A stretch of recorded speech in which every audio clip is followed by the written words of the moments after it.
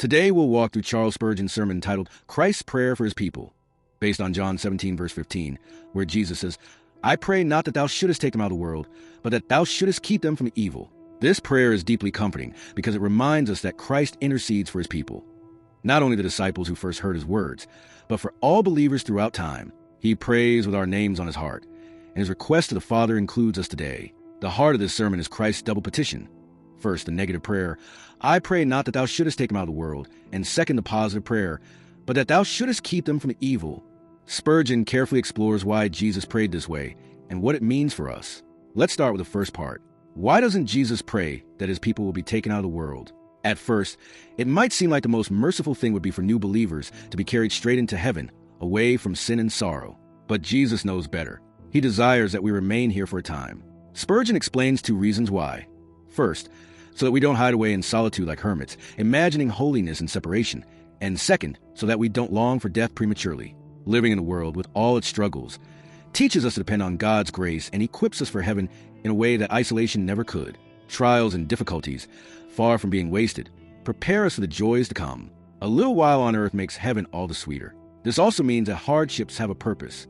Every sorrow here deepens our future joy. Every trial on earth strengthens our hope of eternal rest. The second part of Christ's prayer is equally important, that thou shouldest keep them from evil. Jesus does not ask that His people be removed from life's battles, but that they be preserved in them. Spurgeon emphasizes that God's grace is powerful enough to keep His children safe even while they walk among temptations. This is not a call to escape the world, but to be holy within it. The Christian life is not about retreating into caves or deserts, but about shining as lights in the midst of darkness. Grace is not meant to hide us from sin's presence, but to preserve us from sin's power. Spurgeon then brings this truth down to daily life. We must not be so eager to escape trials that we forget our mission here. The world needs witnesses of Christ's sustaining power. Our calling is to live faithfully among men, resisting sin and pointing others to Jesus. Trials are not signs of God's neglect, but as instruments for our growth. Each struggle gives us a chance to prove the reality of our faith. And when the world presses hard against us, we lean on the same intercession Christ offered long ago. Father, keep them from the evil. There is also comfort here for the weakest believer. Christ's prayer is not that we must keep ourselves, but that God would keep us.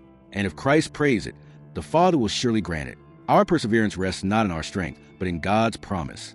In closing, Spurgeon reminds us that the Christian is called to remain in the world as a living testimony of God's grace, yet always preserved from the evil one. Christ's prayer shows His deep love and care for His people. Even now, He intercedes for us at the right hand of the Father. So take courage. Do not fear the struggles of this life, nor long too quickly for release. For Christ has prayed that you may endure, be kept from evil, and at last be brought safely home. Let us rest in the assurance of this prayer. We are not taken out of the world, but we are kept in it by the mighty power of God until the day when Christ calls us home. Thank you for joining us, and please like the video, subscribe, and share. God bless you all, and I hope to see you again.